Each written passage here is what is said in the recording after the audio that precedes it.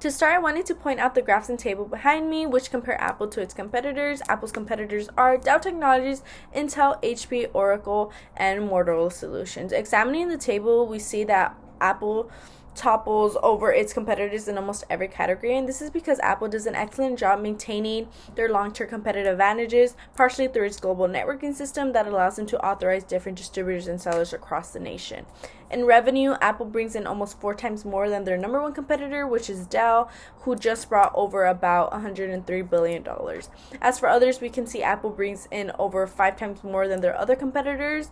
Moving down the table, we do see that Apple does have more in cost, being the only company that was able to surpass the $100 billion mark. We see the same trend occurring in other categories such as net income, market share, and company size.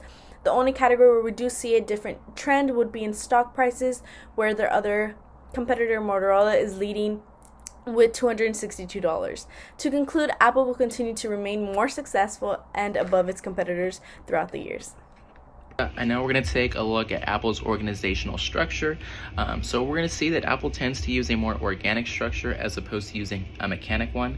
This just means that whoever is more experienced on that certain project is going to have more of an influence as opposed to whoever has more authority. Now, as we take a look at Apple's finances, just want to let you guys know we're going to be pulling from NASDAQ and Mergent Online for all of our statistics. So as we see on this chart here, in 2017, Apple was making around 200 billion. They've slowly increased that to over 300 billion that they produced in 2021. But what does this mean?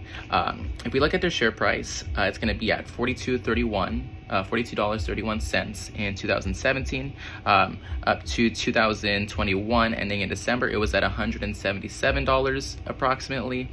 This means that investors would have had over a 320% increase on their investment, annualized to around 40%. Apple is effective at all levels of strategic management. At the corporate level, Apple uses a portfolio strategy of related diversification. iPods, Apple Watches, AirPods, iPads, iPhones, and more software services like iTunes and iCloud storage all keep Apple's product lineup diversified. Apple also uses a corporate growth strategy, pushing to increase revenues and market shares. At an industry level, Apple uses the differentiation strategy. To create the Apple ecosystem, Apple focuses on developing a seamless and user-friendly experience of products and services, allowing a user to use multiple products or services and enjoy an entirely crafted experience. At the firm level, Apple uses the attack strategy, looking to overthrow Samsung and its large market share. Apple adopts their competitors' features into their devices and taking risks to develop products like AR glasses. Apple uses all these strategies to continue to be as competitive and as successful as they are today. Here is an examination of the internal and external factors that negatively and positively impact the Apple organization and its strategies. Using the SWOT analysis, beginning with Apple's leading strength, Apple has built global recognition and a reputation of high-quality products and services. With strengths come weaknesses.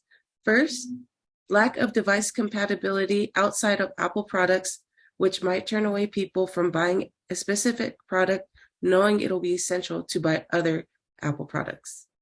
Secondly, short product life, which leads to the third weakness of high cost of repair. On one hand, there are also opportunities. Phone market dominance in the US market, and for employees personally, work from home job growth. On the other hand, threats. US government's push to eliminate supply dependencies from China, also increasing criticism of Apple's monopoly of the Apple Play Store. While Apple is a world leader in technology, they still have room for improvement.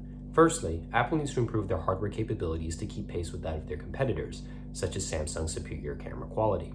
They also need to develop an iPhone that is less prone to cracking or being damaged from falls. One way that they can achieve both of these is to increase the product development time from 1 year to 2 years and more, allowing their employees and innovators to create more meaningful and impactful innovations without the time crunch.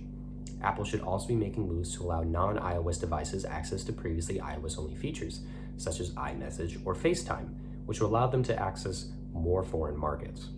Apple should be taking advantage of the fiercely loyal US market to test run features such as augmented reality or more AI-powered virtual assistants such as their Siri. Apple should also be looking elsewhere besides China or Taiwan for their microchip manufacturing and also labor due to the fact of increasing Chinese regulations and also the probability of a Chinese and Taiwan conflict. They should look either to Africa, Europe, or to be based back in the United States. With the recommendations given here and the rest of the information presented in this presentation, we believe that Apple will continue to be one of the most powerful, innovative, and impactful tech companies for many, many decades to come. Thank you.